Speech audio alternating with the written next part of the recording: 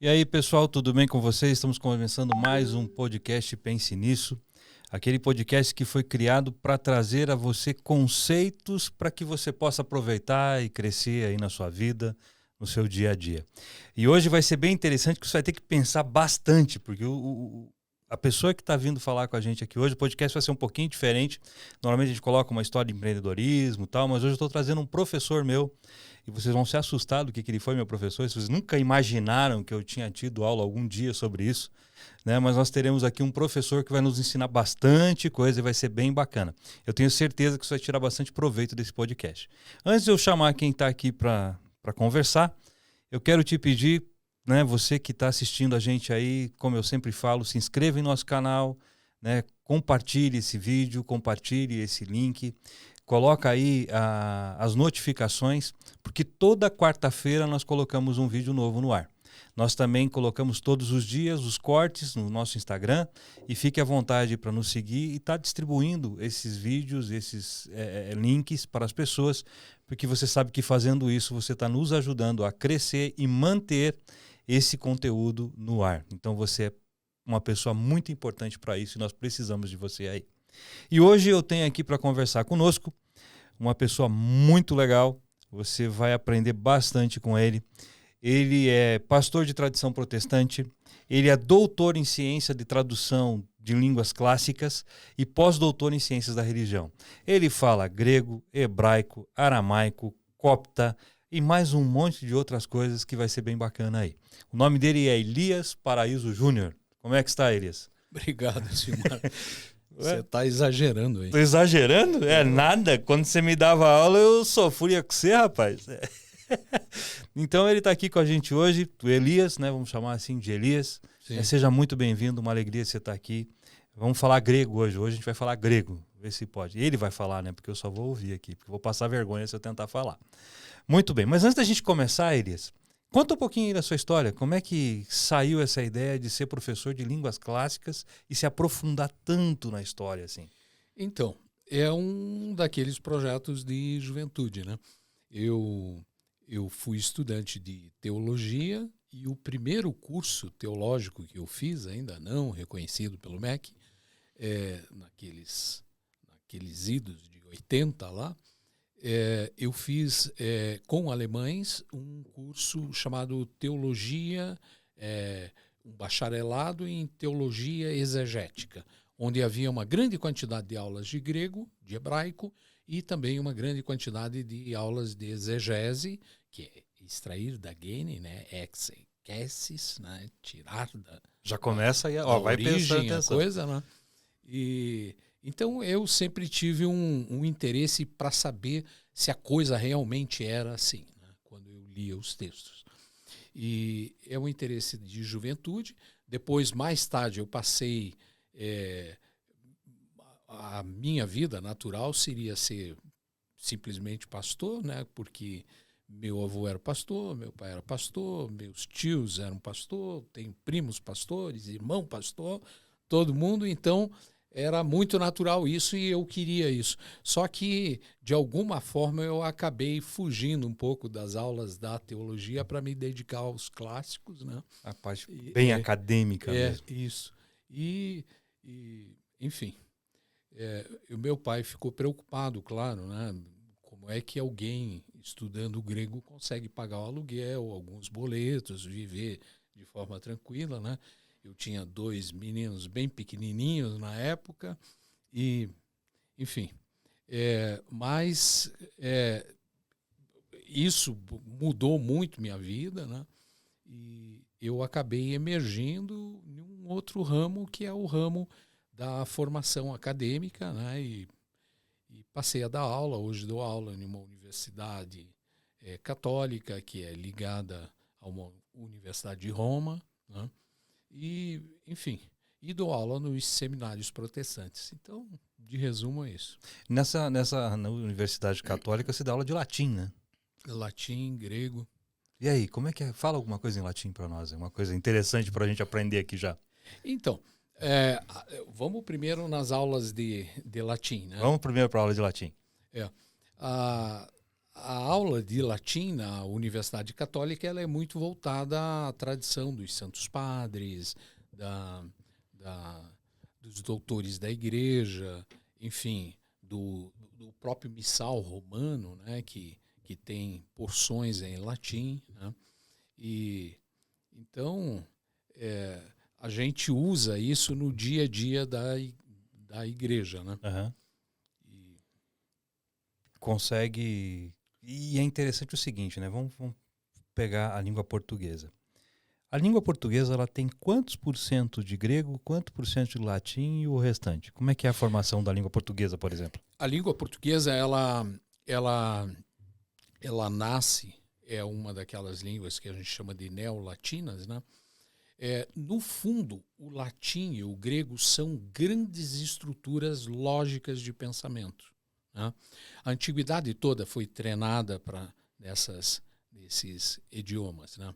Tinha aquele trivium, né? Que quando a pessoa tornava-se proficiente em latim, nesse momento ele era apto, digamos, para fazer aquilo que se entendia, estudar teologia, ler as Sagradas Escrituras ou um curso superior. Sim. Né?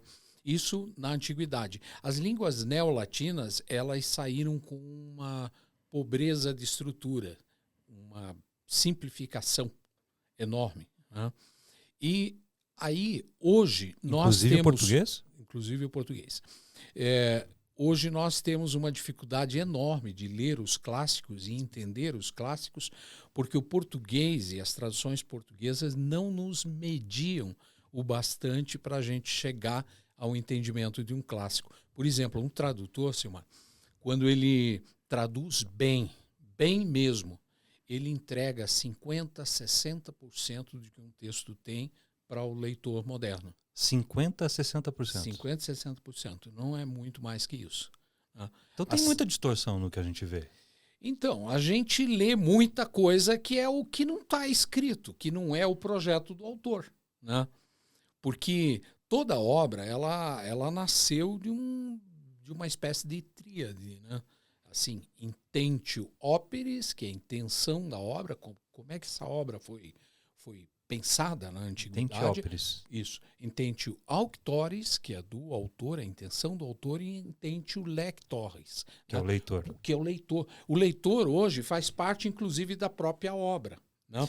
Existe uma coisa muito curiosa que de Platão até Lévi-Strauss, a escrita foi, de alguma forma, colocada em segundo plano e algumas vezes até criticada.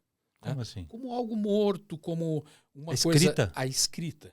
Né? Não sabia disso, não. Então, tanto que os cursos de direito, até hoje, está tudo escrito. As provas de um determinado evento, crime, sei lá o quê, está tudo escrito numa peça jurídica. Mas o advogado ainda tem que fazer aquela meia horinha chamada sustentação oral. Sim, né? tem. Porque de Platão até Lévi-Strauss ficou claro que o afastamento daquele momento único onde o enunciador está ligado ao seu discurso e está ligado ao seu ouvinte, ali há uma ligação temporal. No momento que ela deixa de acontecer, né, o autor fica em um lugar, a obra fica em outro, e o leitor fica em outro, às vezes geográfica, temporalmente separados, né? Aí a coisa desanda. E os leitores começam a ler aquelas obras como se tivessem marquinhas negras, como um linguista disse, o Jacobson. Né? Uhum. Ele disse que as obras são cheias de pequenas lacunas, né? O tempo todo que o leitor, pelo psicologismo dele... Vai fazendo os enxertos. Ele vai fazendo as ligações ali. Né? E... Na verdade, aquela obra lida não é mais uma obra, é uma recriação, é outra obra, é outra coisa. Né? Então, depois a gente vai falar sobre a presença do leitor na história. Porque a gente lendo, quando a gente olha a Bíblia, por exemplo, né, a parte do grego ali, do hebraico e do aramaico, eu não vou nem conversar porque eu passo longe disso. Mas você percebe que existe uma grande diferença do que a gente tem traduzido no português quando você vai olhar para a raiz. Ah, sim. Isso. Né? E se você está falando que a gente consegue traduzir 50%, 40%, 60%, até a tradução que eu estou tentando fazer no grego ali, pessoalmente, também não vai dar tudo aquilo, né? Vamos pegar uns exemplos, assim, né? Por exemplo, aquela questão daquela garotinha, Herodias, ou Salomé, né, que vai lá pedir para o João Batista, vai pedir para o Herodes a cabeça de João Batista. João Batista. Ela chega lá e o texto Isso. diz que ela dançou. Né? Só que se o texto você em português. o texto em português. Né?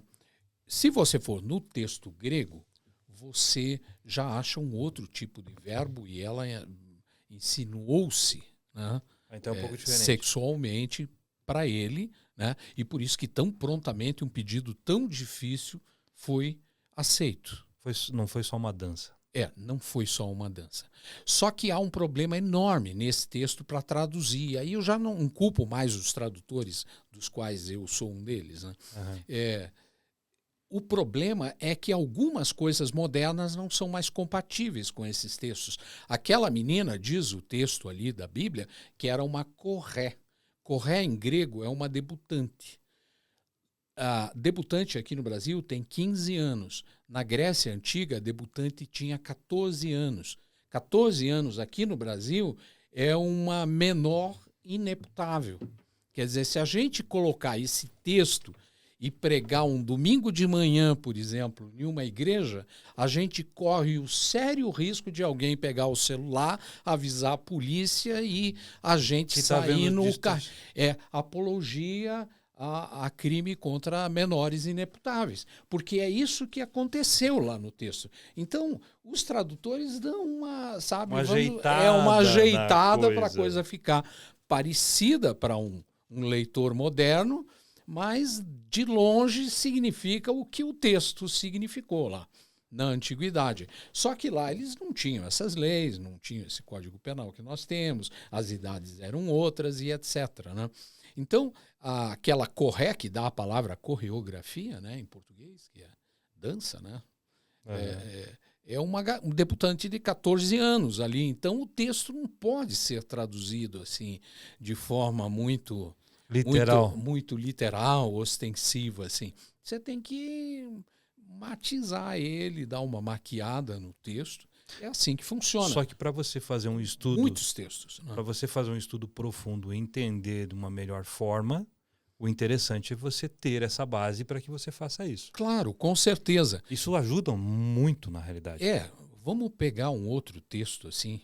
Eu não sei quantos jovens estão vendo esse podcast, né? Mas os jovens, eu dei aula um tempo ali na Universidade Federal e eu gostava de traduzir, principalmente com alunos de filosofia, o Cântico dos Cânticos, que está escrito que é de Salomão, mas não é de Salomão, né? Basta ler os primeiros e os últimos versos do texto para a gente saber que aquilo foi composto por uma mulher e não por um homem. Né?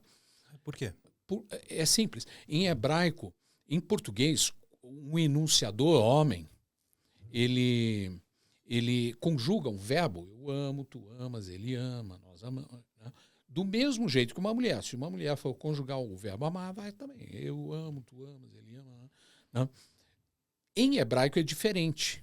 Quando um enunciador masculino conjuga um verbo, o verbo sai com uma certa cara.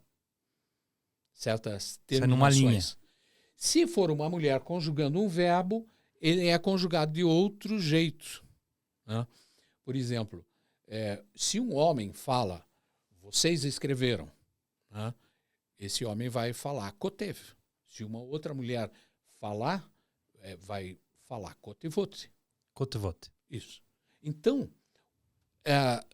basta ler os primeiros versos e os últimos versos para você saber que ali a composição é de uma poetisa e não de um poeta. E muito menos de Salomão. Na verdade, isso é uma espécie de usurpação patriarcal para dar, digamos, circularidade ao texto. Esse texto que eu estou te falando, o Cântico dos Cânticos, que em latim, cântico, canticorum, ou asmaton em grego, né? Esse texto, ele, na verdade, é um poema de amor candente, né? Eu tive um amigo meu, da mesma igreja, em São Paulo, que traduziu esse texto do jeito que deve ser traduzido. Sabe o que aconteceu com ele? Os bispos mandaram ele para uma igrejinha desse tamanho lá no interior, né? Porque era uma espécie de profanação. Mas, na verdade, o cara foi leal. Foi literal o texto. É autêntico. Ele falou que o texto... O problema é que a moralidade nossa não é igual à moralidade da antiguidade, né? Nós sabemos que nós estamos do lado de cá do iluminismo. O iluminismo mudou uma montanha de coisas aí, Sim. né? A ideia de plágio na antiguidade era uma beleza, né? O cara, quanto mais copiado e colado, Melhor era. Melhor era. Claro, maravilhoso. Hoje em dia você pode ter problemas com a justiça se fizer esse tipo de coisa. Antes o cara Mudou ele o era conceito considerado, né? Quanto mais com- ele era copiado, melhor ele era considerado. Conceito de propriedade, conceito de moralidade, conceito de um monte de coisas.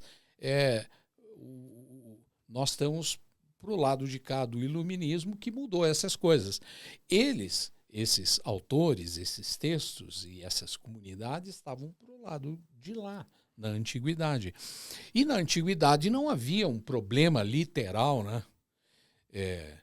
A fertilidade, aliás, era uma coisa muito bonita. A gente tem na Bíblia aquele... me ajuda aí, Salmo 127. Acho que versículo 3, 4, 5. Por aí.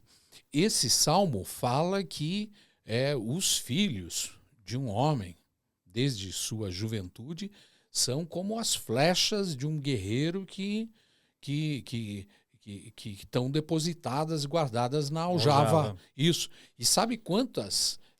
Os filhos são herança do Senhor, mas recompensa que ele dá. Como flechas nas mãos do guerreiro são os filhos nascidos na juventude. Como é feliz o homem que tem a sua aljava cheia deles. Cheia deles. Puxa vida. Sabe quantas flechas cabiam na aljava de um guerreiro antigo? Contemporâneo ao texto, hein? Quantas? 20. Aliás, o meu avô foi um cara que cumpriu a Bíblia direitinho. Teve 20 filhos. 21. Ficou viúvo, casou uma segunda vez e teve... Então o homem feliz filhos. aqui que tem sua aljava cheia teria que ter 20 filhos para cumprir o que está aqui. Tá aí. Fui eu que escrevi, como podemos dizer, palavras do Senhor, né? Isso mesmo. Não será humilhado quando enfrentar esse... Mas imagina você com 20 filhos, que família gigante é essa? O problema é pagar Bom Jesus. Hoje em dia, né? Antes era um pouquinho. Os boletos é que não ajudam muito. Mas é legal, é interessante isso, né? É muito interessante. E essas diferenças... E é interessante que o grego ele influencia em tudo. Isso. Praticamente tudo. Isso.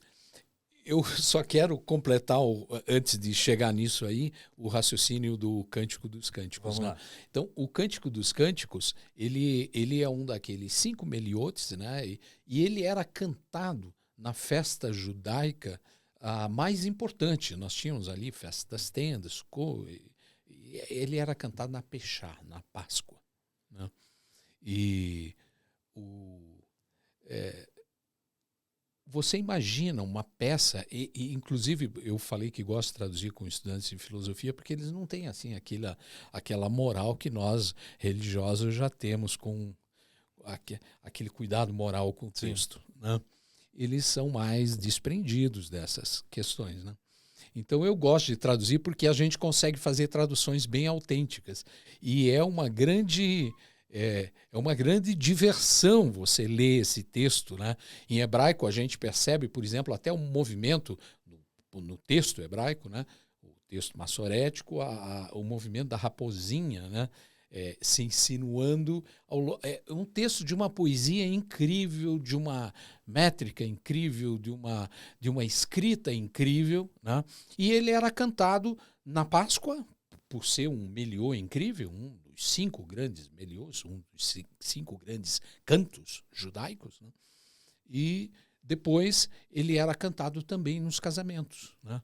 E você pode imaginar que, como é o casamento semítico, todo mundo conhece, né? Uma tenda no pátio e eles tomam vinho até de madrugada. A Palestina ali é uma região, nessa época, produtora dos melhores vinhos do mundo. Esses dias resgataram um navio ali afundado, próximo, com 2.000 e não sei quantas ânforas desse tempo, né? Vinho desse tempo e, enfim, deviam trazer algumas para o Brasil, né? Mas, enfim, não temos acesso a isso. Não temos. Pelo menos na parte da degustação, né? Não. E bebiam vinho até de madrugada, né? E os noivos entravam. E, você sabe que aquilo, louvores ao Senhor, não era exatamente o que tinha nesses cânticos, né? Havia uma apologia à fertilidade, só que lá ela era aceita e recebida naquela sociedade de forma muito diferente da moral nossa atual, que recebe essa questão de uma outra forma, né? Sim. Então, há essa questão da recepção dos textos também subtraídos os alemães chamam isso de Sitzen-Leben, que é o contexto vivencial, a situação geratriz, que não é só, digamos assim, você falar, por exemplo, Paulo, a gente fala assim, porque isso foi escrito para Corinto, porque Corinto era um porto, porque o porto tem não sei quem, e os frequentadores são esses, e papapá e ppp. Não é só isso, é muito mais que isso, né? Envolve cultura, envolve classes sociais, envolve a própria questão linguística, e há inúmeras variantes que compõem você fazer essa situação geratriz, esse Sitzen-Leben de um texto, né? Então, o Cântico dos Cânticos, quem quiser, se algum aluno de filosofia tiver interessado em lê-lo de forma profunda, né? Me procure.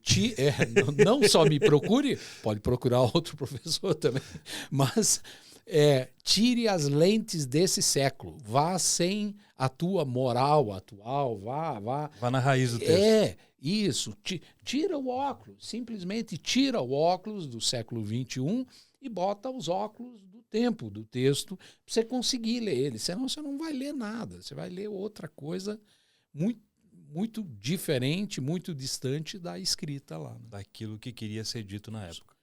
Tanto que hoje eu tenho, encerrando o Cântico dos Cânticos, eu vejo, por exemplo, alguns sermões assim que destacam muito a questão alegórica, que refere-se à relação de Cristo com a igreja, e normalmente eu coço a cabeça, porque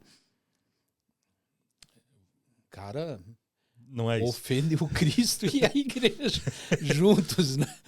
Nessa colocação. É por falta de conhecimento, mas isso é falta de conhecimento. É falta de conhecimento, exatamente. Textos arrancados fora da sua ambientação, né? E nós temos muita coisa na Bíblia, por exemplo, que ela é escrita por uma época, por um ambiente, que não se aplica até para o cristão pós-Jesus, né? Tem muita coisa que você tem uma linha, e aí quando você tem a vinda de Cristo e as novas escritas do Novo Testamento, é bem diferente daquilo que era para, teoricamente, as pessoas aplicam. As próprias palavras mudam, né? Isso sem falar da própria teologia que muda, da própria filosofia que muda, tudo muda, né?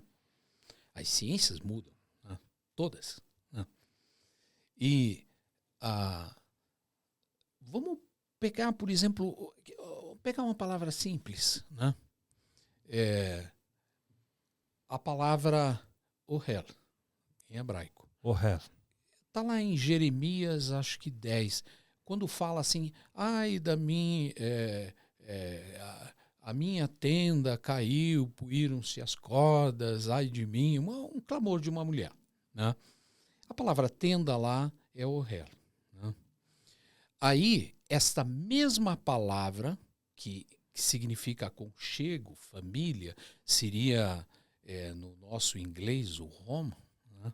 E não o house, não a parede, a estrutura. A minha residência, o meu lar. O aconchego. É o lar.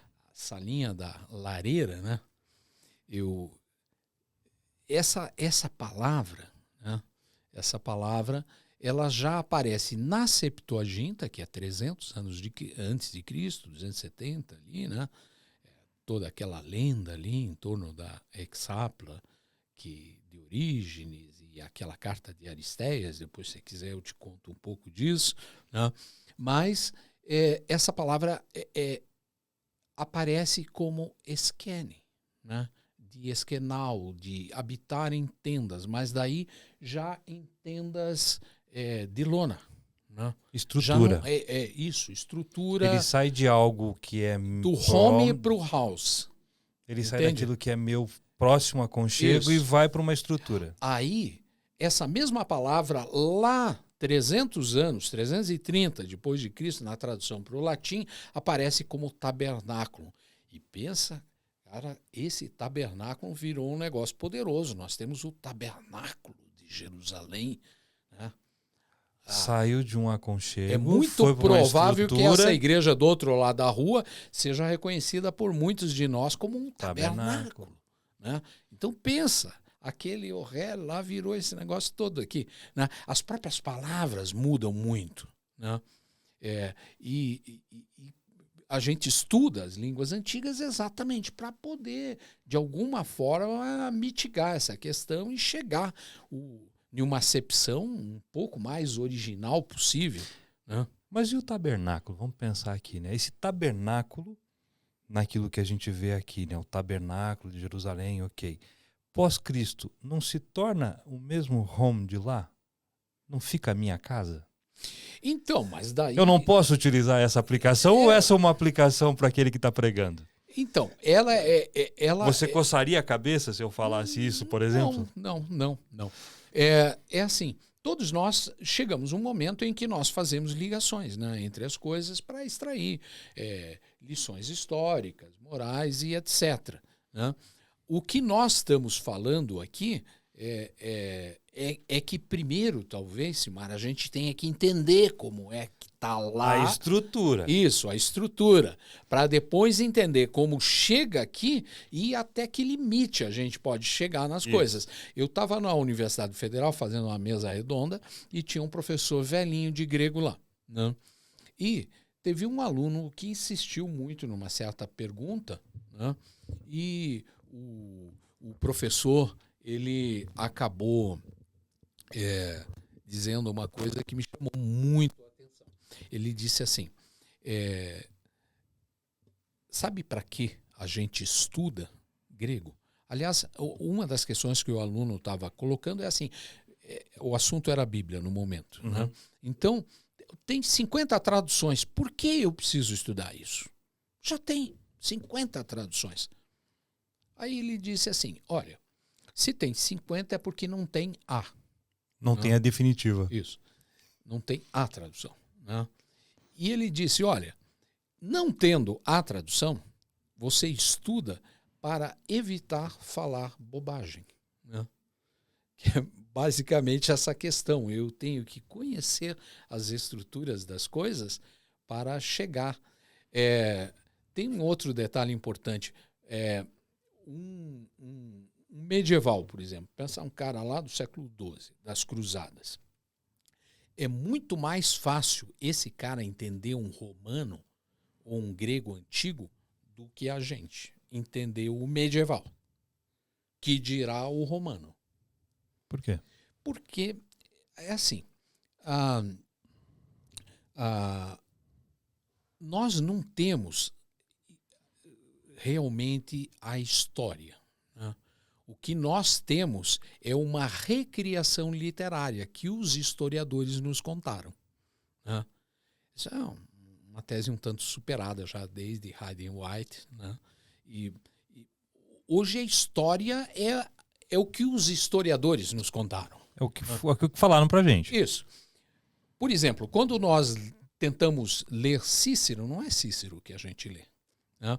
É aqueles 10%, né, que foram investidos de perenidade que sobraram para a gente.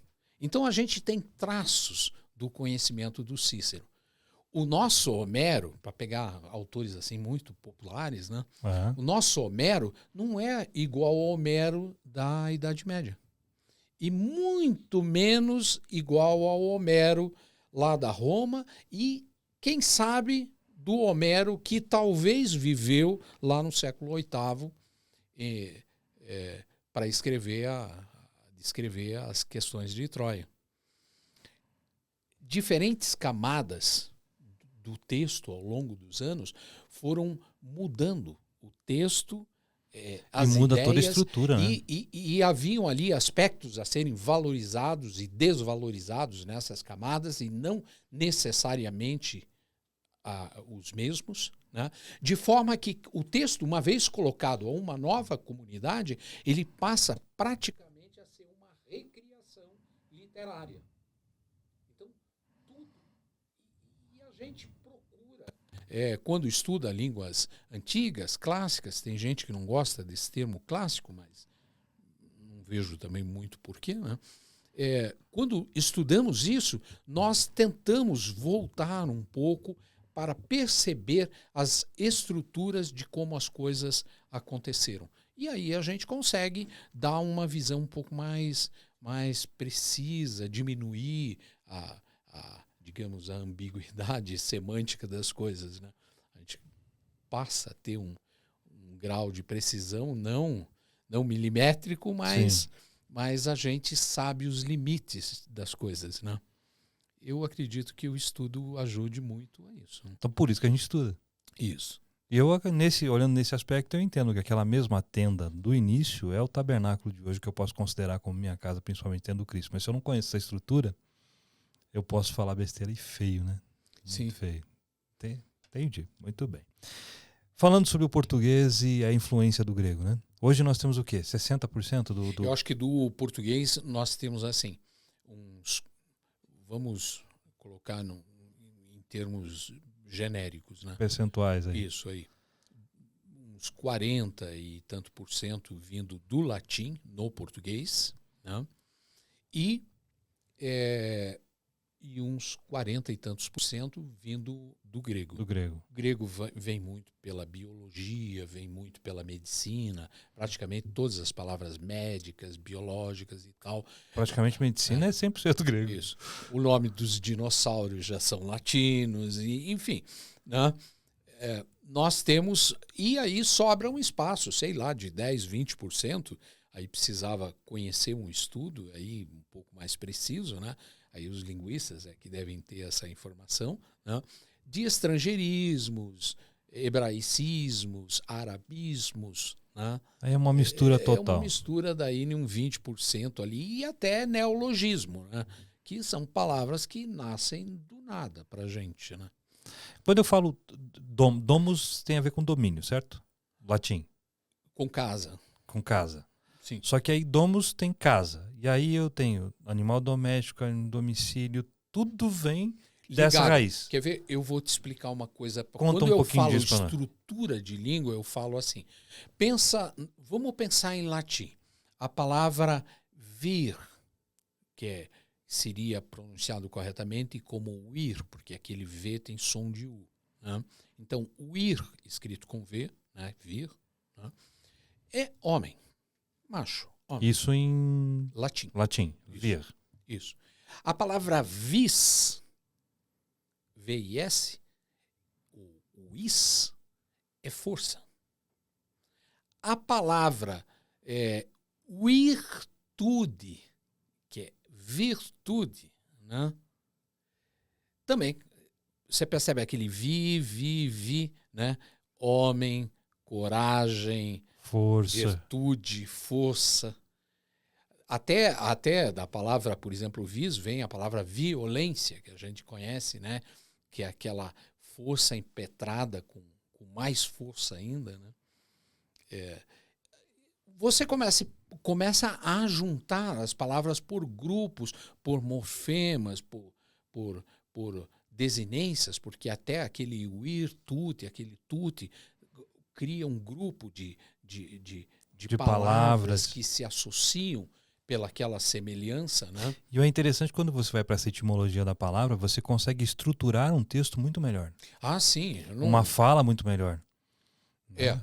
Se você percebe, por exemplo, a gente fala em uma coisa que nós falamos muito nas igrejas hoje, é ortodoxia. Né? Orto, reto, né? Doxa, doxia, opinião, expressando qualidade. Aquele ia expressa qualidade. Né?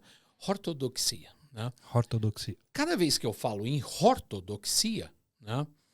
Eu tenho que obrigatoriamente, se eu uso esse orto grego, pensar em heterodoxia. Né? Então, outras opiniões, porque não há uma reta se não há outras. Né? É lógico. Isso.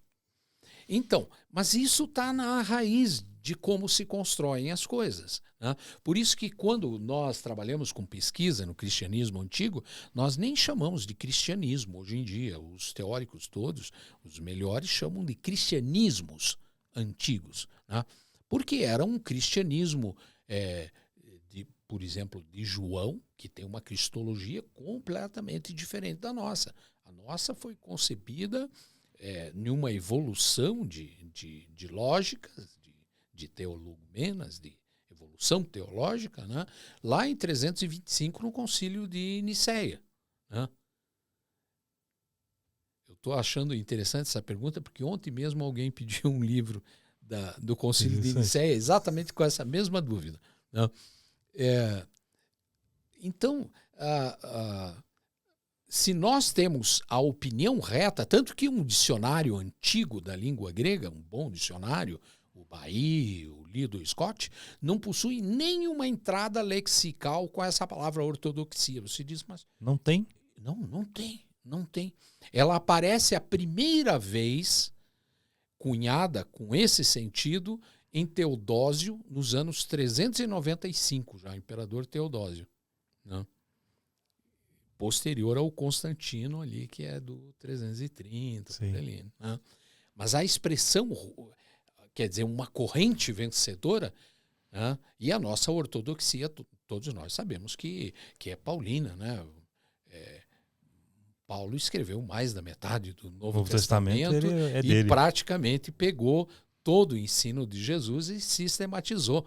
Não é à toa que listas que a gente concorde ou não, ateias ou não interessa, né? Botam Paulo numa importância acima de Jesus para a criação do cristianismo.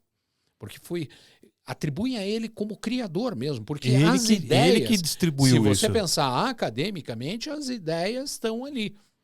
Eu não estou fazendo nenhum prejuízo à questão religiosa. Estou falando da forma acadêmica. A academia, de uma maneira geral, reconhece Paulo, tanto que ele é objeto de estudo de muitos filósofos. Por exemplo, o melhor leitor de São Paulo no século passado não é exatamente um cristão, é Walter Benjamin, né? Um teórico, filósofo, né? E os ensinamentos dele são tão profundos, as sacadas que ele tem na leitura de São Paulo, é uma pessoa que lia São Paulo em grego, né? Uhum. Ele dispensava qualquer tipo de auxílio. Né? Até porque nenhum livro, viu, Silmar, diz mais do que o próprio livro diz sobre si próprio, do que o próprio livro em questão diz. Nenhum livro diz mais do que o próprio livro diz em si próprio. Isso. Embora a universidade e a academia atualmente sempre queiram nos fazer pensar o contrário. Não. Fato. E quem disse isso foi o Ítalo Calvino. Né? Bom, então, Silmar, eu penso que a leitura dessa corrente vencedora acabou se tornando muito importante para a filosofia. E nós vamos ver, por exemplo, o George Agamben, que traduziu toda a obra do Walter Benjamin para o italiano, tudo, até aquelas cartinhas miúdas, né, que nós não temos nas grandes traduções. Sim. Né? ele vai fazer discussões maravilhosas, de alguma forma desmistificando Paulo. E ele começa mostrando Paulo de um jeito diferente que a gente não vê. Porque a gente, na igreja, vê um Paulo eclesiástico. Existe um Paulo também histórico, assim como nós temos um Cristo, um Jesus Cristo e um Jesus histórico, né? Nós temos esse desafio, essa dicotomia, né? Nós temos também um Paulo eclesiástico e um Paulo histórico. Que é estudado pelos filósofos. Que é estudado pelos filósofos e etc. Porque o que ele escreveu é muito forte, é muito pesado. Nós pegamos uma tríade assim, de grandes pensadores e nós vamos entender essa questão de forma melhor, né? Aristóteles, depois Platão, Aristóteles, aí nós pegamos São Paulo, né? Aí vamos pegar Santo Agostinho, né? ou simplesmente Agostinho de Hipona, né? Sim. E aí vamos chegar a Tomás de Aquino e vamos chegar nessas correntes modernas. Você vê que Paulo funciona quase como um filósofo ali. E então ele vence. O cristianismo de Tiago, por exemplo, se tivesse vencido Tiago menor, seria totalmente diferente, né? Se a gente lê uns textos da Bíblia aí, em Atos, nós vamos ver que Tiago, né, irmão do Senhor, é mestre da justiça. Mestre da justiça é um essênio, é o grau mais alto que os essênios tinham. Então aí nós vamos ter que estudar os essênios, aí vamos ter que ir para as montanhas, aí de repente os textos de Qumran vão fazer sentido para a gente e etc. Né? Falando sobre isso, né? Quando a gente vai estudar o grego, a gente trabalha muito no Evangelho de João. Por quê? Por que você escolhe João para ensinar para a gente que está começando? Então, o texto de João, eu particularmente defendo o uso dele, né? Para começar e há métodos, inclusive em universidades seculares, né? Há um método da UFMG, né? Que usa basicamente o Evangelho de João. Ela vai chegar nos outros evangelhos, nas cartas paulinas e tal, mas em um momento posterior. Primeiro porque o Evangelho de João usa um grego simples, né? Seria um texto para alfabetização adequado, né? Ele é escrito em bom grego, né? Se é bom português, bom grego, né? Ele é simples, mas muito bem escrito. Bem escrito, preciso. Ele reincide as ideias quando elas nos parecem polêmicas e etc, etc. Né? Ele é um texto escrito para fora do ambiente judaico, tanto que ele dá um bom dicionáriozinho embutido no próprio texto e tal. Ele explica o que é um amém, né, que não precisa explicar, né? Explica o que é um rabi, que não precisa explicar também. E vai ele é bem detalhista. Isso. Explica o que é um messiá, um messias, né? E por aí vai. Né? Então, o Evangelho de João tem essa utilidade como peça de ensino, de alfabetização mesmo. Falando em Evangelho de João, tem aquele famoso texto em que Jesus chega para Pedro e diz assim: Pedro, tu me amas? E ele diz: sim, Senhor, te amo. Aí ele pergunta de novo: então, cuida das minhas ovelhas. Pedro, tu me amas? Pela segunda vez. Sim, Senhor, te amo. Então apacenta minhas ovelhas. Pela terceira vez, Jesus chega para Pedro e fala assim: você me ama mesmo? Sim, Senhor, eu te amo. Só que é interessante que a gente tem amor colocado de uma forma na pergunta de Jesus e resposta de amor de uma forma falada por Pedro. Isso. Agapaus, filéu. E aí depois isso. Jesus muda para filéu e filéu. Primeiro, quais são os tipos as palavras de amor em grego? Isso. Para a gente chegar nisso. Nós temos aí 4, 5 palavras em grego, né? As mais conhecidas de um público grande é o amor agapau, que significa amor sacrificial da divindade, dos deuses, desde antes de Cristo, significa isso, né? Da onde surge a palavra ágape, né? Que é um amor sacrificial. Né? Aí nós temos o filéu, né? Que é a palavra em português de filantropia, por exemplo, né? Amor, solidariedade, amor de amigos entre humanos, né? E nós temos outras palavras de amor, como, por exemplo, o erotal, que dá o aspecto erótico em português, né? Em português nós temos uma palavra só, para amar, significando tudo. De A até Z. Isso. E no grego não é assim. No grego não é assim. Existem outras, estorragem, etc. Né? Agora, aquele diálogo que você mencionou, eu uma vez cheguei nesse assunto de uma forma enviesada, porque eu estava tentando montar um sermão para domingo à noite em uma igreja para falar da reconstituição da psique do apóstolo Pedro. Porque esses dois episódios tinham alguma semelhança, né? No episódio onde na casa de Caifás ele nega 3 vezes, e lá na praia, quando ele encontra o Senhor ressurreto... Ele ressignifica 3 vezes. 3 vezes também. 3 afirmações. 3 negações, 3 afirmações. Né? Então, e curiosamente... eu estava atrás de uma palavra grega específica, que é antropia, né, que é enxergar por entre as chamas, porque lá na casa de Caifás ele fita por entre as chamas. Né? E lá na praia também tem um braseiro com chamas e ele fita o Senhor por entre as chamas. Eu estava muito atrás disso, aí eu cheguei, lendo o texto em grego, a esse ponto que você mencionou aí. Quando Jesus pergunta para Pedro, ele pergunta a Pedro, você ama-me, né? Você agapao-me, você me ama com o amor sacrificial dos deuses?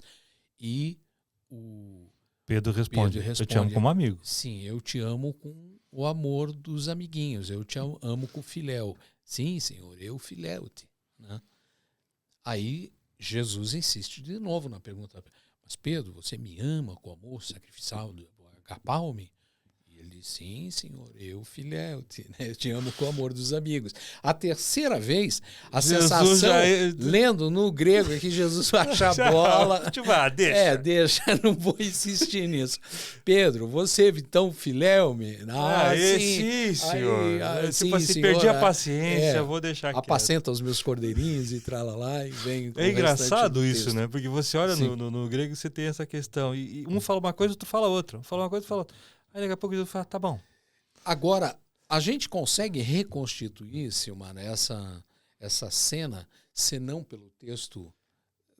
Pode original. Pegar qualquer tradução em não português dessas 50 e por isso tem que estudar. Respondendo aquele aluno que perguntou pro professor mais velhinho lá. Exatamente. Porque você chega... do Lutero, eu tenho em mente uma coisa interessante. O Lutero disse assim, é uma vergonha... Ele estava falando para clérigos, né? Ele disse, é uma vergonha, deixa eu pensar para traduzir melhor do alemão, é uma disfarçatez, é vergonhoso, é achincalhar você não conhecer os idiomas do nosso livro. Né? Se referindo ao Antigo Testamento hebraico, ao Novo Testamento grego. Né? O Erasmo de Roterdã, que é o humanista católico ali, contemporâneo do Lutero, né, em 1500 e qualquer coisa, vai falar uma coisa semelhante. Ele disse, aliás, o Erasmo de Roterdã foi, sabe aquela famosa imprensa, né, que usava as prensas, né, do Gutenberg, né, que os livros passaram a ser impressos, né? O primeiro livro a rodar na prensa foi um Novo Testamento grego de Erasmo de Roterdã. O primeiro livro a rodar? A rodar, isso. E o Erasmo escreve o seguinte, o Erasmo diz assim, estas palavras aqui, as gregas, né, elas sim vão te dar o próprio Cristo, curando, andando, ensinando. Quer dizer, em outras palavras, ele disse, você não vai ver coisa nenhuma se não ler aqui. Né? Não vai ter a real percepção daquilo que verdadeiramente você aconteceu. vai ter que ouvir contar. Por isso, é claro que eu não estou falando para nenhum senhor de idade aí e estimulando ele a voltar aos bancos escolares só para poder ter a experiência anunciada pelo Erasmo de Roterdã. Agora, há muitos jovens, né, que podem se dedicar um pouco ao estudo clássico, não só para enxergar a Bíblia, mas para enxergar textos de filosofia. Por exemplo, Platão. Se a gente não conseguir ler ele no original, nós não entendemos sequer o que é república, que é res pública, coisa pública, né? Aliás, termo tão carente hoje em dia, né? Sim. A gente não entende ele, não sei se é por falta de conhecimento, de vergonha, ou tem alguma intencionalidade em não entender isso do jeito que deve ser entendido. É bom que não se entenda. Praticamente é isso. Então.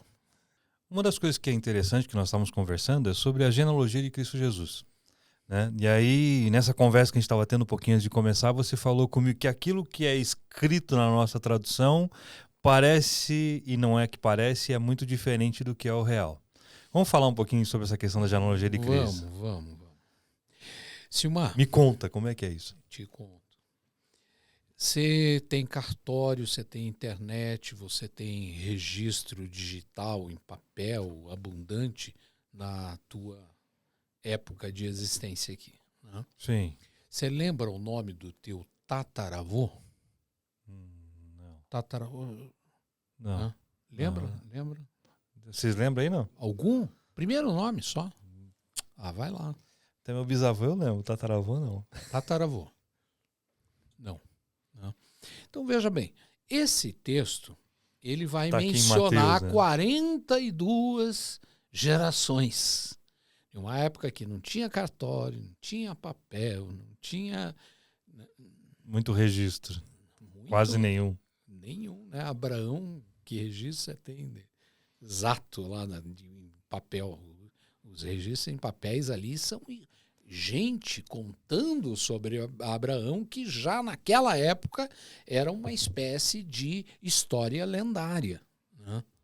Eu não estou dizendo que não é verdadeira, não estou usando a palavra mito no sentido de não verdadeiro, estou usando mito no sentido de... Não é uma pseudografia. Ele vem, são histórias, né, contadas por uma comunidade, né? Aquela história 12 tribos, Abraão, a Rebeca, o Isaac, etc., né? Pois bem, esse texto da genealogia de Jesus, ele vai iniciar assim: Jesus Cristo, né, filho de Davi, a palavra que está ali é Ben David, Ben filho, Davi, né, e filho de Abraão, né? Tá lá. E aí começa, porque não sei quem gerou, não sei quem gerou, não sei quem, e etc. E aí o que esse texto vai contar? Vai contar que de Abraão até Davi foram tantas gerações. De Davi até a deportação da Babilônia, tantas gerações. E da deportação da Babilônia até Jesus Cristo, 14 gerações. 14. Né? E lá no final ele vai encerrar dizendo que foram 14. Bom, vamos começar nos problemas, né? Pelos problemas, depois a gente chega nas soluções, né? Você pegar o segundo bloco e vai contando ali quem gerou não sei quem, primeiro que já nem são mais 14. Você contar no dedo aí dá 13. Né? Não tem mais 14.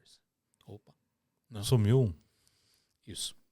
Aí aparecem coisas, por exemplo, que não aparecem nas tradicionais genealogias judaicas antigas, né? Que é nome de mulheres.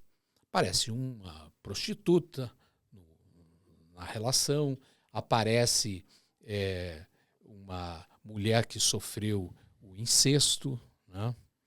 Aparece uma estrangeira, enfim, são mulheres sofredoras. Isso é muito estranho na linhagem consanguínea de reis, né? Aí você vai para essa questão prática nossa. Como é que esse povo conseguia lembrar esse negócio? A gente piorou muito de memória na nossa atualidade, se Sim. for, Se for levar em consideração isso, sim. Levar em consideração. Né? Bom, na verdade, sabe o que esse texto quer dizer? Os antigos judeus escreviam através de uma coisa chamada Meshiná, que é uma interpretação da Torá, né? da lei, Pentateuco, 5 livros, Torá. Né? E essa Mishiná, os rabinos faziam uma explicação que era quase que para, sei lá, ensino fundamental naquela época. Né? Para as crianças decorarem melhor. Chamava-se Gemara. Que eram contas, né? Feitas para elas gravarem. Números com... Né? Inclusive nós temos o Isaac Newton, que se debruçou a vida inteira dele, né? O Leonardo da Vinci também, né? Gastaram o melhor das suas vidas tentando achar um código secreto no texto hebraico. Né? Aliás, o Isaac Newton escreveu muito mais sobre esse tal código secreto do que propriamente dito a história da maçã e da física lá que, né, que nós conhecemos o Isaac Newton por aquilo. Né? Então, os rabinos fizeram isso, porque a palavra David, ela é um Dalet, um Re e um Dalet, né? Que é um D, um V e um D. Né? Então, o D vale 4, o Re vale 6, o Re vale 6 e o outro D vale 4. Então, 4 mais 6 mais 4 dá 14. Por isso que é 14 gerações. Né? Por causa disso? Por causa disso. Porque ele quer dizer 3 vezes Ben David. Quer dizer filho de Davi, filho de Davi e filho de Davi. E por todo jeito que você imaginar que ele tenha sido gerado, ele é filho de Davi. Ele veio Mas dali. o que o texto quer dizer, esse texto não quer contar uma história de uma genealogia. Isso é um absurdo. Inclusive, se você for comparar com a genealogia, por exemplo, de Lucas, Lucas já coloca umas pessoas diferentes. Aí, alguns... Pensa nos arranjos que a turma faz para tentar adaptar isso digamos, ao entendimento nosso moderno aqui, né? Já distorcido. Eles dizem, não, Lucas é por parte de mãe, Mateus é por parte de pai. Arruma um monte de justificativa. Né? Isso. Mas, na verdade, o que isso quer dizer é apenas que ele é filho de Davi, ele é 14, 14, 14. Isso é uma Gemara. Isso é ensino por números. Daí é que surge aquela Kabbalah judaica, não essa Kabbalah picareta que a gente tem por aqui, né?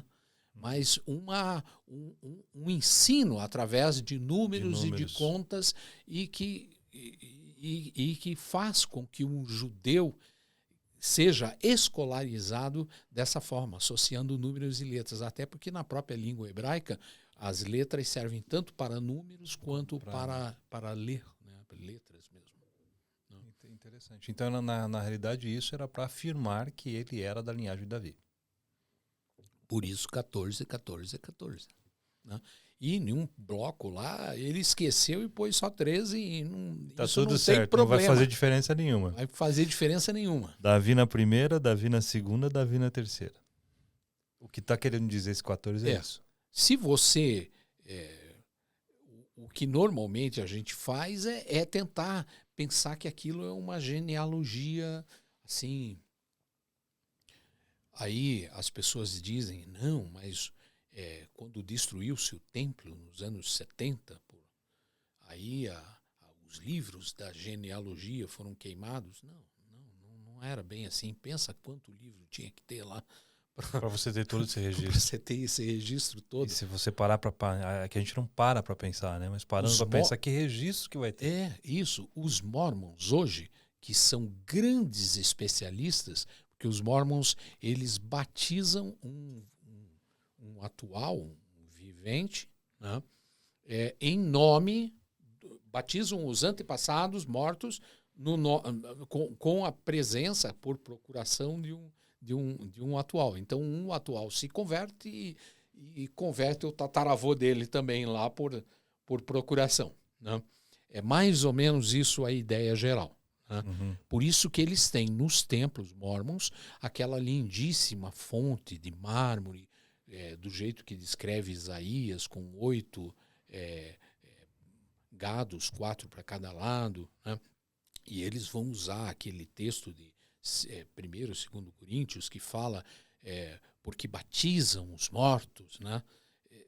Enfim, e nós sabemos que houve uma pequena corrente no cristianismo primitivo que realmente batizou, porque tinha uma discussão se a pessoa tinha que ficar até ser bem moribundo para ser batizado, porque o batismo tinha um poder muito grande, né? Sim. De remissão de pecados. Então, por remissão e exemplo, transformação. o imperador Constantino, ele se converteu, mas deixou para ser batizado quando ele estava perto de dar o último suspiro. Ele disse, não vou perder um evento tão poderoso desse que pode ser feito uma única vez, né? Bom, são concepções de épocas, né? Enfim, mas os mormons conseguem chegar a 12 gerações no máximo, quando as famílias são bem estruturadas e possuem, digamos assim, alguma documentação. Porque se entrar muito camponês medieval, coisa assim, se perde no meio do já caminho. se perde porque você não tem mais chance de documento, né? Interessante. Então, inclusive os governos utilizam esse banco de dados Mormon no mundo todo para busca de antepassados. Médicos usam isso para a questão de achar consanguíneos, doadores de certas coisas, etc. Interessante. Uma questão. Assim como tem essa questão da genealogia, tem aquele texto que a gente falou sobre de Pedro e João e Jesus. Quais são os outros textos assim que quando a gente olha para aquilo que foi traduzido a Bíblia nessas 50 e tantas traduções, e você vai para o original, a gente percebe as distorções e as pessoas estão falando algumas coisas que não são verdade, que são pseudografias, aquela coisa do texto que não é verdadeiro. Então, dá um exemplo, alguns exemplos para a gente. Vamos assim. lá. O texto de Mateus, né? O texto de Mateus, acho que capítulo 5, versículo 47, tem uma coisa curiosa lá que a gente nunca entendeu direito. Está escrito lá que amarás, como está escrito, o texto, o versículo diz assim, 5, 47, como está escrito, amarás o teu amigo e odiarás o teu inimigo. Bom, aquela parte do amarás o teu amigo, nós sabemos que vem lá da Torá. Levíticos 19, 17, né? Que manda amar. Amar o próximo. Isso.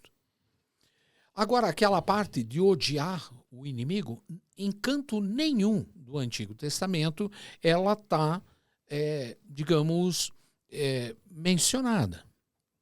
Então, onde vem isto? Né? Aí nós sabemos, nós descobrimos em 1947 um livro, né, chamado Código de Regras dos Essênios.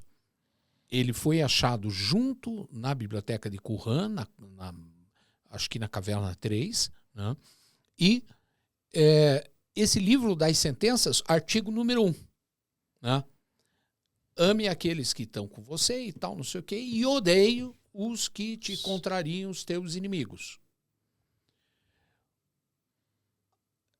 Da onde Jesus teria achado essa informação? Lá da convivência com os essênios. Até porque nós sabemos, né, que há um silêncio, né? Jesus aparece ali no templo como criança, nos evangelhos canônicos, e some. Né? Aparece só aos 30 anos. Né? Sim. E ele aparece tentando formar um grupo de 12. Isso era uma questão essênia. O cristianismo está permeado de questões essênias. Por exemplo, o batismo para purificação tem no judaísmo um análogo a isso. Né? A gente vai encontrar Paulo tentando fazer aproximações assim entre o texto do Antigo Testamento e os ensinos de Cristo, mas essa questão rola mais no âmbito alegórico do que do que uma associação mais prática ou real, né? Aí você encontra, por exemplo, Eucaristia, Santa Ceia, né? Com pão e vinho. Isso também não é do judaísmo. O judaísmo não tem essa prática, né? Essa prática vem de onde? Essa prática é uma prática de uma seita, essênia. Essênia. Isso. Então, nós começamos por exemplo, as Betsidas, de casa, Betsida, casas de saúde, né? Vem de lá. E nós temos hoje até desdobrado nas nossas santas casas de misericórdia que tem por aí, mundo afora, aí no Brasil, né? Mas essas ideias todas vêm dos essênios. Nós temos rastros ali, e eu já chego lá no texto essênio, só para manter a meada aqui, né? Você pega, por exemplo, nós atualmente, católicos, ortodoxos, protestantes, se a gente falar em mago, em magia ou coisa assim, isso de certa forma é visto meio estranho pra gente, né? Mas eu te pergunto, Silmar, que é que 3 magos estavam fazendo lá no nascimento de Jesus? E essa história de estrela guia e tal, né? Por quê? Porque esses essênios eram também ligados à astrologia, né? Era uma seita judaica, uma das coisas. Por isso que sobraram rastros dessas questões, dessa narrativa, e inclusive nas próprias palavras, como o mestre da luz, essa dicotomia luz e trevas, há um número grande de palavras e de expressões que não fazem sentido no judaísmo clássico. Não tem lá isso. Justiça de Deus. O negócio não existe no judaísmo. Não? Isso foi algo que foi colocado aqui com Cristo. Vem numa ligação através essênica. através de uma formação. Porque João Batista estudou lá, formou sua equipe de 12. O Jesus estudou lá. O irmão de Jesus, Tiago, o menor, que Atos vai identificá-lo como mestre da justiça. E agora eu vou te falar uma coisa muito curiosa. Você lê os evangelhos e você vê tudo que é grupo social lá. Você vê fariseus, saduceus, zelotes, né, soldados, publicanos, e etc, etc. E os essênios? Não tem uma única menção. Há um silêncio sepulcral. E hoje nós sabemos que em torno de 80% dos primeiros cristãos foram essênios. Então, para um estudante, eu recomendo tentar. Inclusive, você vai se deparar com outro problema, que tem pouca literatura. A atualidade está permitindo a gente descobrir. Qumran, pela primeira vez, porque os essênios, a gente só ouvia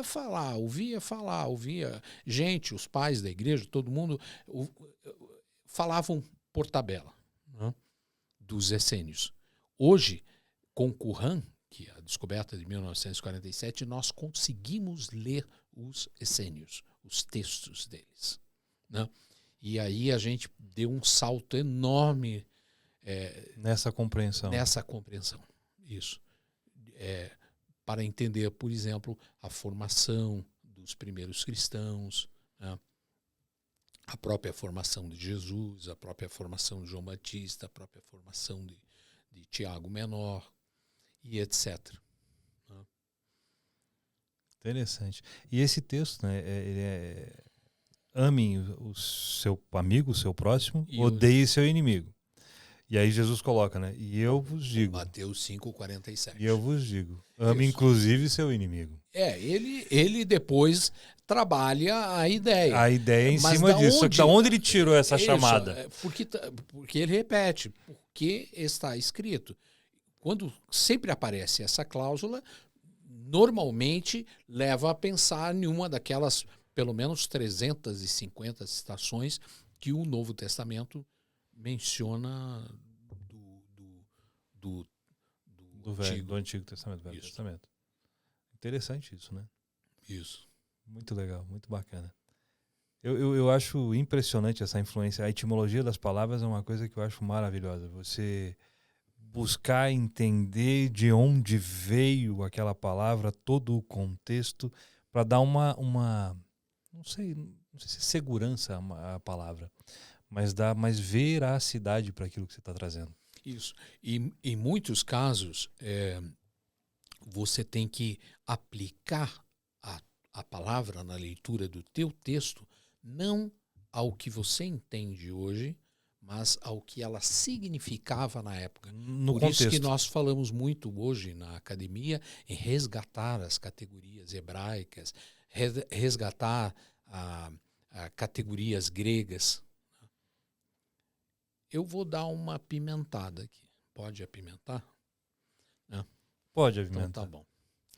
É assim, a palavra kadosh, né, que é santo, Isaías está lá diante do trono e kadosh, kadosh, kadosh, né, santo, santo, santo. Ele é uma raiz. Em hebraico, lembra aquilo que eu te expliquei do latim, né, que o ir, o is e o virtudes, tudo são produzidos a partir de uma raiz, né? No hebraico também é assim. 3 letrinhas, 3 consoantes costumam formar aquilo que a gente chama de qual. Qual é uma raiz, em torno dela giram as coisas do mesmo campo semântico. Não? O qual de Kadosh, né, que é santo, está dentro desse qual a palavra Kadesh. Kadesh, nós sabemos e isso é um problema, porque algumas das nossas Bíblias não conseguem traduzir isso direito também, né? Nós temos versões em português que pela mentalidade da equipe tradutória, né, eles não conseguem colocar as palavras. Kadesh é sodomita, melhor tradução para ela. Sodomita, nós sabemos quem eram os sodomitas, né? O que eles faziam lá, né? Por que Sodoma e Gomorra foi destruída, né? Porque eles se alvoraram para catar uns anjos na unha, né? Eles não foram destruídos exatamente por quem eram, mas pelo que tentaram fazer. Pelo que tentaram fazer. Isso, né? A palavra Kadesh usa o mesmo qual do santo. Só que daí você diz, mas pelo amor de Deus, santo é santo, santo. Só que santo na antiguidade significou outra coisa também, né? Por exemplo, o cara tinha uma banquinha de mel, né? Ele tinha vários tipos de mel e guardava lá numa prateleirinha no fundo um melzinho especial de uma flor, sei lá de que flor. Aquele raro. Raro, isso. Flor de laranjeira com pitadas da rosa de Saron, alguma Tipo coisa isso. do tipo, hein? Né? Muito precioso, né? Um sabor delicadíssimo, né? Aquele mel era kadosh para eles, né? A palavra kadosh é usado nesse sentido. Por isso que santidade a gente costuma às vezes traduzir também, precarizando, como separação, como separado, né? Essa é a raiz? Você separa algo especial. É algo especial, né? E, de certa forma, a palavra Kadesh também era Sai da mesma raiz. Sai da mesma raiz e era, na antiguidade, entendida assim. Hoje nós entendemos diferentes, mas daí é aquela velha história. A gente vive para o lado de cá do iluminismo, né? Então, nós sofremos todas as dores dessa separação temporal e filosófica e de ruptura abismal, né, que o iluminismo gerou entre os pensamentos para quem está do lado de lá e do lado de cá, né? Entendi. E se, para a gente encerrar assim, né? A gente falou sobre um pouco dessa importância de você entender, conhecer a raiz das palavras, das diferenças que existem, enfim. O que você diria para quem está nos assistindo sobre isso? Da importância que você, como acadêmico, como alguém que tem estudado praticamente a vida toda sobre isso, entendendo as questões de montagem das frases, das palavras, a interpretação, tradução, enfim, é bastante estudo. Que conselho você dá para essa juventude ou para as pessoas que estão assistindo com relação a isso? Porque, de certa forma, a gente tem visto uma precarização no que diz respeito a se falar, a se escrever, né? E isso é uma coisa que está se perdendo um pouco, né? Ou muito. O que você pode dizer muito. como um conselho para quem está nos assistindo e da importância sobre isso? Nós estamos em um abismo, né? Nós sabemos disso, né? O IDEB não é só um dos indicadores aí dessa questão da educação. Eu herdei do meu pai, né, dicionários de latim, de francês, de grego, né? Porque ele estudou isso no ensino médio. Né? Bom, ensino médio. Ensino médio, isso. Aí o Brasil, no governo militar, voltou-se mais aos Estados Unidos, a geopolítica mudou, né? E o inglês passou a fazer parte dos nossos currículos, né? E nós abandonamos o pensamento clássico. Quando a gente abandona essa estrutura, a gente precariza o raciocínio e a ilação, né?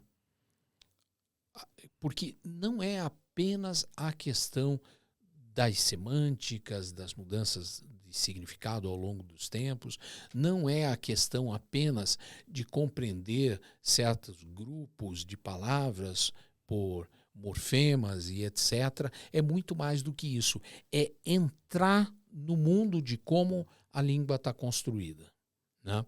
E aí a gente não compreende o português se a gente não compreende o que gerou a estrutura da língua portuguesa, né? O Dante Alighieri escreveu um tratado e ele escreveu sobre línguas modernas e disse que elas são bárbaras, né? Quanto os bárbaros que invadiram a Europa. Quer dizer, nós não Eles temos... estão assassinando mesmo. Isso. Nós não temos uma... E, claro, que escritores passaram... A gente pode dizer que a língua portuguesa, basicamente, ela surge no tempo, mas ela é fundada, se a gente tiver que escolher uma data, ali em Camões, né? Com as Lusíadas. Né? Porque esses escritores permitiram sistematizar, dar um pouquinho de lógica a língua portuguesa. E se você pegar as Lusíadas, por exemplo, você vai encontrar uma grande quantidade de palavras que nós usamos hoje, que são comuns, e que não existiam no português. Ele simplesmente as importa do latim, cria uma estrutura e pronto, está lá, né? Isso aconteceu com praticamente todas as línguas neolatinas, né? E no momento em que nós abandonamos essa estrutura lógica, essas coisas, e reputamos a nossa história linguística assim, para um porão lá, para alguns professores mais velhinhos e etc., né, nós estamos caminhando para a barbárie de novo, né? E não tem sido poucas as vozes linguísticas que dizem, tanto que se você pensar hoje nós temos coisas muito curiosas em português. Você viaja ao Brasil, eu viajo de vez em quando por aí, né? E você vê gente conjugando, por exemplo, o verbo cantar assim, né? Eu canto, né? Você canta, né? Ele canta, nós canta, vocês cantam, a gente canta, né? Quer dizer, já em dois tempos. Nós já estamos precisando do pronome, como em inglês, para poder entender em que pessoa está falando. Em que pessoa estamos, ou em que pessoa ou de que pessoa estamos falando, né? Então, nós já estamos na barbárie, né? De novo. O estudo histórico da língua permite a gente estabelecer um pouco mais de freio com relação a isso. Por isso que para um jovem, se ele quiser, principalmente na área de humanas, ele vai ter que entrar para esse tipo de estudo, né? É quase inevitável. E não é difícil, viu? É muito mais difícil, por exemplo, entender Tomás de Aquino, ou São Tomás de Aquino, do que estudar latim para entender ele. É muito mais difícil, né, você estudar Santo Agostinho, o pensamento dele, do que estudar o latim para ler ele. Né? Agora, sem esse instrumental estrutural, você não tem como chegar no pensamento dele. Não é uma tradução portuguesa que vai te dar as ideias que estão lá no texto dele. Né? Não, isso a gente nós vimos pelos exemplos que nós mencionamos hoje aqui. Sim. A gente percebe que se você não olha a raiz, você se perde. Perde muito. Como você disse, em torno de 40%, 50% é o que consegue chegar. 60% quando muito. Aquele exemplo da genealogia ficou bem evidente ali, porque é assim, o Evangelho de Mateus, nós sabemos ali, tem 5 milagres, 5 festas, existe ali uma escolha precisa de eventos e números no Evangelho de Mateus, típico de um texto judaico. Inclusive você comentou que ele não foi escrito em grego, né? Ele pela estrutura do texto, ele foi escrito em aramaico, em seguida foi traduzido para o grego, ou, no máximo, dupla coluna. Mas nós sabemos que aquele texto não é grego, né? Porque ele não segue a lógica de um texto grego. E imagina, pegando essa a gente está encerrando, mas é interessante isso. Pegando essa lógica de que se um tradutor consegue colocar 50%, 60%, aí eu tenho um texto escrito em hebraico, foi traduzido para o grego, foi traduzido para o português. Que provavelmente ainda teve a questão do alemão no meio, né? Sim. Que foi traduzido do alemão ao português. Tem tudo isso também. Por isso que algumas línguas modernas, como o alemão que você acabou de mencionar, facilitam a compreensão de textos como os textos filosóficos. Não é à toa que o Caetano disse assim que filosofar é em alemão, né? Porque das línguas modernas é a que nos permite chegar mais próximo a isso. Ele te auxilia bastante nas suas traduções, não? O alemão ainda você não consegue traduzir, Silmar, tudo dele, né? Digamos, você quer ser um teólogo de ponta, 45% das melhores obras não estão traduzidas ainda, só existem em alemão. Primeiro porque é difícil, primeiro porque não vale a pena traduzir. Para quem entregar só aqueles 50%, vale a pena ensinar o estudante a ter acesso à língua para ter acesso per se no texto original, né? Tem coisa que não compensa. Tem gente reclamando assim, por que não traduziram isso do Santo Agostinho? Cadê a academia? Cadê as editoras? Deixa eu ensinar. É isso. Quem quer vem aprender. A obra não é difícil, não há uma grande complexidade assim. Claro que gastará algumas horas, mas como alguém disse por aí, né, melhora muito a sua longevidade mental, né? Porque Com cada certeza. língua ali, os médicos dizem que acrescenta uma sobrevida ao cérebro humano. Né? Então você está bem, né? Porque você está com quantos idiomas hoje? Não vai nem citar. Quantos idiomas hoje? Estou tentando melhorar uns aninhos na vida. Não, mas quantos idiomas hoje você fala, traduz e tal? Não, eu mexo normalmente com os clássicos, né? Então, no meu doutorado eu traduzi do grego, do latim e do copta, no pós-doutorado do armênio e irlandês antigo, além dessas 3. Arranha no alemão? Mas eu vou deixar isso de lado, estou só esforçado, entendi, muito bem. Muito bom, muito obrigado, Elias, de estar aqui com a gente, né? Foi muito bom, espero que você tenha gostado aí, né? De novo, quero te fazer uma chamada, se inscreva no nosso canal, compartilhe o vídeo, né? Aciona aí as notificações para que a gente possa estar crescendo aí no YouTube, crescendo nas divulgações. É muito bom ter você aqui conosco. Hoje nós estivemos aqui com Elias, mais uma vez, muito obrigado. Né? Foi um tempo agradável, falando sobre assuntos diversos. Né? Foi um pouquinho diferente hoje. Foi uma aula de grego, de hebraico, de aramaico, enfim, de história. Foi muito bom ter você aqui com a gente. Mais uma vez, muito obrigado, grande abraço e até o próximo podcast. Muito bom. Obrigado você. Fechou.